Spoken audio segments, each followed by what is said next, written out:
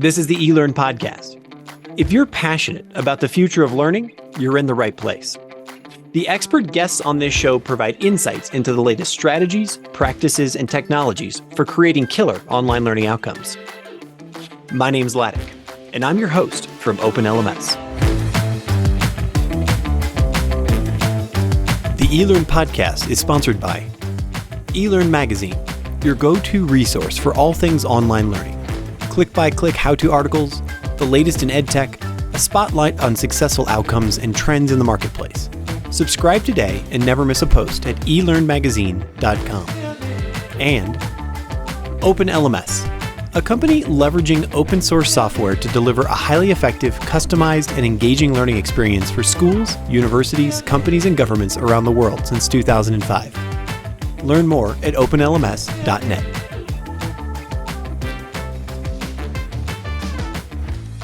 Hi there, I'm Ladek. This episode is part of a live, real-time series that I recorded at the 2022 EDUCAUSE conference in Denver, Colorado. In this conversation, I speak with Kelly Howland and Scott Owczarek about the microcredentialing ecosystem at OneEdTech and how it's being used at the University of Wisconsin-Madison. And just a quick reminder, you can make sure to never miss an episode of the podcast by subscribing at elearnmagazine.com. Now, I give you Kelly and Scott. All right, we're back here at EDUCAUSE. Chris, can you hear us? Just want to make sure. I'm going to take this down so that you can see us. It is. You're podcasting to the universe. Really, literally anybody in the universe can watch this right now on YouTube, which is great. Awesome. I love it. So there you go. I am here with Scott. Owczarek. Owczarek. Scott Owczarek. Excellent. And Kelly Howland. But we're going to talk about microcredentialing here. You were actually a part of the same panel that Kim was a part of earlier in the day. I spoke with her. But one of the cool things about the panel was that this was actually teed up as different perspectives to microcredentialing. So I'm really actually quite interested to hear what these different perspectives are. Because Kim, let's just say she has her stuff together. I mean, this is a woman she was a trained, and she's like, I've got, I know what to do, and here's what I'm doing. Scott, let me start with you. First, why don't you introduce yourself, where you come from, and what aspect do you take part in this microcredentialing universe? Yeah, thanks so much. I'm Scott Owczarek, University Registrar and Associate Vice Provost for Enrollment Management at the University of Wisconsin-Madison. We've been involved in two ways in microcredentials. First, from a badging perspective, we had many badges across the campus, and we were looking at starting to offer badges that mixed with the credit world. And so our institutional leadership, in partnership with various individuals across the campus, got together and formulated a policy that created some guardrails around our badging and how we do badges at UW-Madison. One of the things that is part of that badging policy, and I won't go into everything right now, but I can go into it a little bit later, is using the OneEdTech Open Badges Standards, Okay, cool. Which is fantastic. So that's one exciting piece. And then the other one exciting piece with microcredentials is involved with our micro masters, which leads to a master's degree, potentially, if the student is admitted. And so that's been a unique experience as we think about record keeping and credentials and requirements and prior learning assessment and the repository that we keep those records in and how we build that into our infrastructure. I definitely want to, after you get to introduce yourself, I've never even heard of a micro. That shows you how to touch high end. That is really cutting edge. Wow. So please, but first, Ellen. Okay.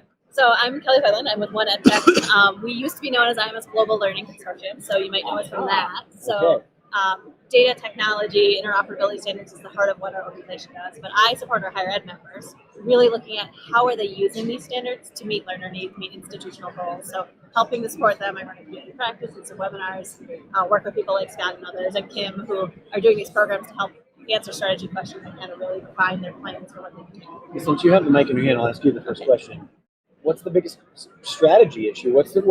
When organizations or institutions come to you, what's like the number 1, 2, 3 stumbling blocks they're having, or is it just we're deer in headlights, or all of the above? Okay, I think part of it is the scope, because you can do so much with microcredentials. So our panel this morning had very different perspectives and reasons for doing their micro-credentials. Some are doing it to address enrollment issues. Some are doing it to kind of give an opportunity to showcase learning that happens outside of a classroom or non-credit. So there's a whole gamut that you can use them for. So the first thing they have to figure out is why do they want to do it? Right. And then to get the right people around too. Because this is more about culture and change management than actually the technology.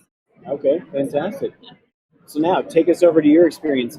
You said that there was already, a number of badges that happened, and now it sounds like you were the wrangler, right? You were basically the rodeo specialist, or maybe you now have that title. We were a gaggle of wranglers. I love it. Well, it's kind of interesting because Kim said earlier, she said they kind of jumped in 2 feet like 6 or 7 years ago, and they had like 98 badges. And she was just like, this is ridiculous. We have a badge for, I think it was jazz improv. And she's like, she's like, no, we don't. So what was your experience? It's great. We had, when we started to dig into this with our partners, and I want to give full credit, Division of Continuing Studies did some amazing work helping coordinate some of this, but we had 35 badges across campus, and we were awarding it to about 3,500 learners. And it was amazing the breadth and depth of the different badges that were being developed and being used. One of the most unique, I think, was an ammonia refrigeration certification of sorts. And this faculty member is world renowned, right? And it's amazing. And the individual was able to have competencies that were built in. Learners would master those competencies, and assessment was done. And then once they received that badge, that was good in the industry, and industry looked for that badge for that type of certification. So it's a great, unique opportunity where a faculty member has that skill set. We're developing that in our learners, and then they're going and getting compensation increases or getting jobs. Sure, yeah. And so real life examples and real need from the industry. Super cool. Yeah. So when you say, Haley, that the first is the why, what's the why at University of Wisconsin? So was it to do workforce enablement, or make that connection to the workforce? Was it to provide other opportunities? Was it to bring more people into the university? I think it's been kind of it's a little bit of the wild west strategy. And so I think that's been different in different aspects. I spoke about the ammonia one, which was definitely workforce driven, skills-based, very skills-based, tight connection. We have other badges that have been more for internal use. Our Center of Teaching Learning Management, helping instructors and faculty develop skills for teaching online. That once they go through those experiences, they can get the badge there. So it's really been a kind of a multifaceted approach and strategy for those. And we're a big decentralized R1 institution where things happen that we don't even know are happening. Sure, yeah, of course. Yeah. And so I think that's been kind of one of the challenges for a place like UW-Madison is how do we think about the guardrails necessary? How do we develop that policy, which we've worked through, and how do we support and enable that creativity and innovation at our faculty? Fantastic. If you play an advisory role, do you also play a development role as well? Do you do development, or is it mostly we support? Okay. We support. So we're not really on the development side. Some of our members are the ed tech community, so they're supplier members who are developing the products, that you can issue your badges through. You can issue some of that. So we do support. So for those of us who don't know, what are some of those products? Let's give a little plug for anyone. So different products could be like Credly, Badger, now known as Canvas Credentials, Acclaim, any of those kind of traditional badge platforms. I think right now there's 30-ish of them that are currently certified to the Open Badge standard. So a number of options that you can use, lots of choice, lots of options. But really what we're looking at is figuring out why are you doing it, how can we do it, how can we make sure that when you do it that those badges aren't locked within your institution, because the whole point of these micro-credentials is empowering the earners to share them, whether it's for admission into a master's program through a micro-master's or to employment, upskill, and things like that. So really making sure that our systems aren't creating barriers. So that actually was something that Kim brought up earlier as a point of pride, is that when they get badges, they're actually tied to their official transcript at the University of Queens, right? Yep. Wichita State. Apologize. Is that an example of barrier? Or, because it sounds to me like as long as the student can use the badge, it's a good thing, or what do I have? Yeah, I think both are good options. So Kim comes from a continuing ed area where, somebody will be like, I did this class and I got this, paper certificate 20 years ago. Can I get another copy? Right. It doesn't exist anymore. At least as a digital badge, that's going to exist and persist. Having it on the transcript gives it a level of credibility. Some institutions are choosing not to go that route and keeping them kind of separate, as Scott is. Others are choosing to kind of make them a little bit more blended. And it kind of depends on the institutional priority of where they want them to live. As long as you have a system for your learners to be able to have them and have record of them. So what tell us about the choice that your university Yeah, so our transcript is governed by our University Academic Planning Council, so big G governance. Okay. I like we refer to it. Faculty governance controls everything. No, I'm just kidding.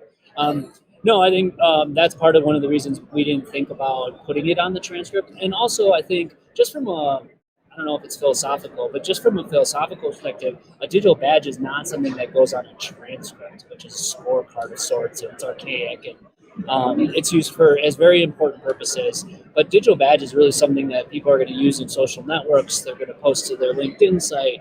It's going to have the metadata buried into it. That's the real power. So if you were to see a badge, you can understand what the learning outcomes were part of that badge, when it was issued, when it expires, what was the assessment like. And so through the leadership of IMS, One Ed Tech, we have the Open Badges 3.0 standard now. That really helps us make sure that all of those components and metadata exist, so that then students get portable and they don't need a transfer. So it really puts the digital credential in the learner's hand.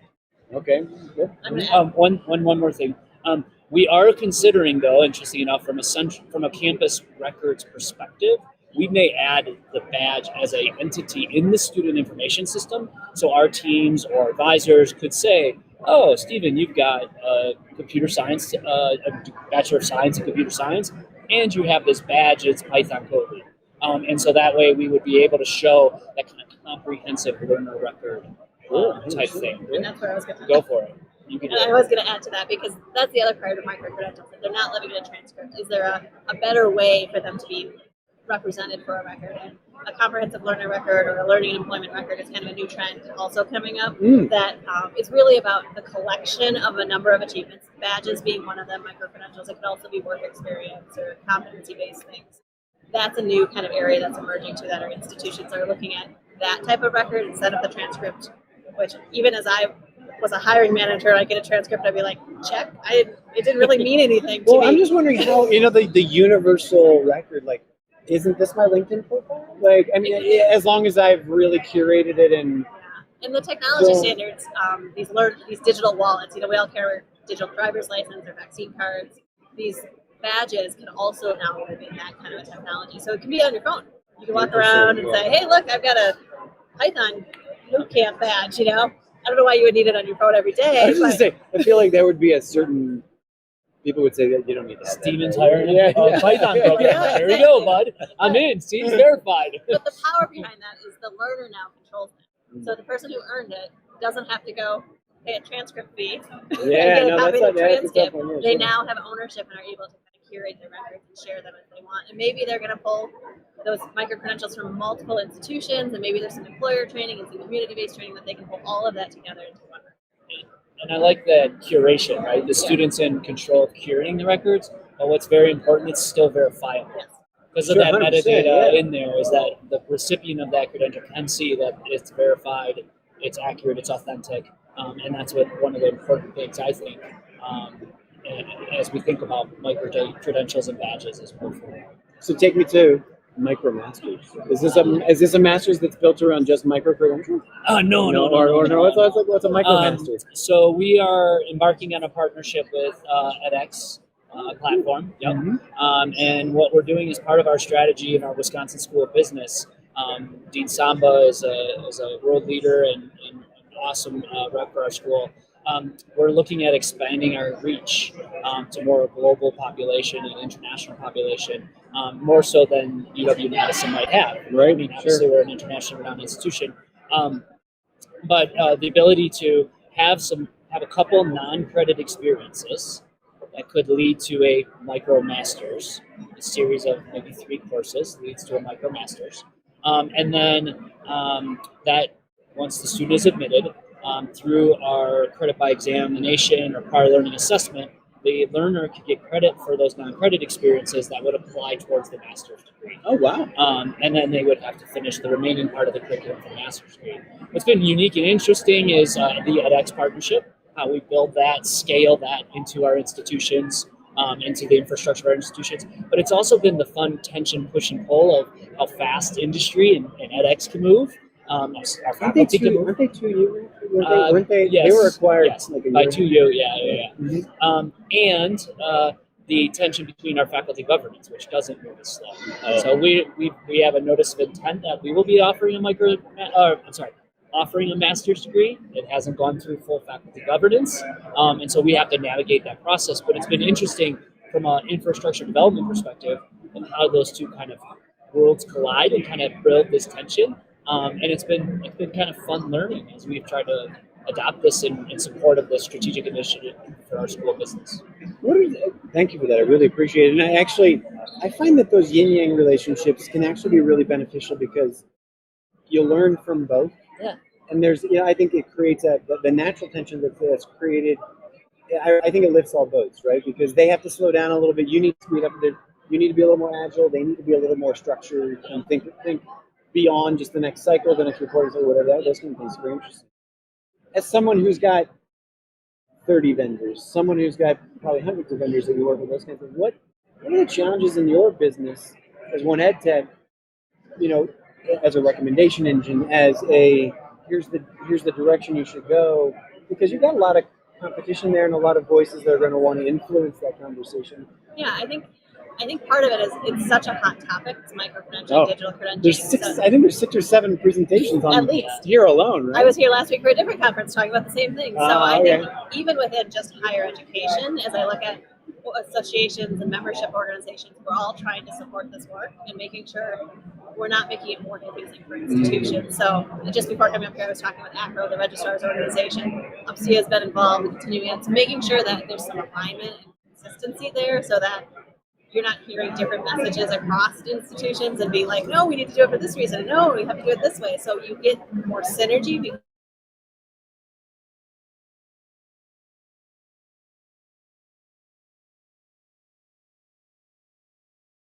Similar reason, because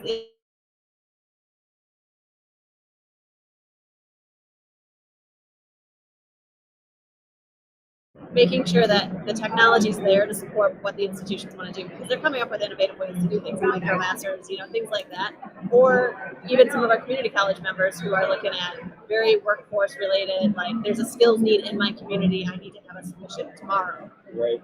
Things like that, making sure that we can support all of that. So for both of you, what's the biggest challenges you're overcoming over the next 6 to 12 months? What are you looking forward to? I'm just kidding. Yeah. Get me home right? I think actually one challenge I'd like to highlight that I think it's been one we've been facing as registrar as well. We have these massive ERP systems, student information systems. Sure. Some like to refer to them as innovation killers, right? Very Amen. structured, very complex, very integrated, very connected. And one of the challenges that we've had as a team, and I have the most awesome, amazing, talented, wicked smart team, is how do you support the faculty in the department, schools and colleges with these cool, innovative, and really exciting initiatives for how learning is changing, how we're delivering education in this very structured world. Right. How do you allow for the experiment but build it to scale? So we have this MicroMasters I was mentioning into Masters. We have other departments that are watching very closely, and they want to be the next program. It's just like, okay, you go fail, and then Right. we'll do it right. Right, Yeah. and then it's the wonderful team in the registrar's office and our central IT that have to build this to scale. And so that's really a challenge when you're running an institution and 198 programs, massive department structure, and then trying to acknowledge these really cool, innovative initiatives and support the faculty there is really challenging. Super cool. For us, we have new versions of the Open Badge and CLR standards coming out in coming months that really enable that digital learning wallet that I talked about, that flexibility. So we're aligning with the W3C verifiable credentials work. So that standards work is being finalized. So getting through adoption, getting people to understand what value that brings to them as an institution and their learners and all of that. So that's a big challenge for us. Plus continuing to wrangle, making sure that 100%. we're working together and people are on the right path and they don't have to make the mistakes that other people have, so we can share those lessons learned. Thank you so much. I know that you kind of hard stop. We kind of came a little before, but I want to thank you both for taking the time out of the conference to come speak with me. And I wish you all the best in the new standards in wrangling, and I look forward to hearing more about what happens in the near future. Thanks for Very having us. much. Thank you. Thanks again for joining me for the eLearn podcast. Make sure you never miss an episode by subscribing wherever you listen to podcasts. Just push subscribe on your player right now. And remember, you can join the conversation live on YouTube, Facebook, and my LinkedIn feed every week. I hope to see you there. Thanks.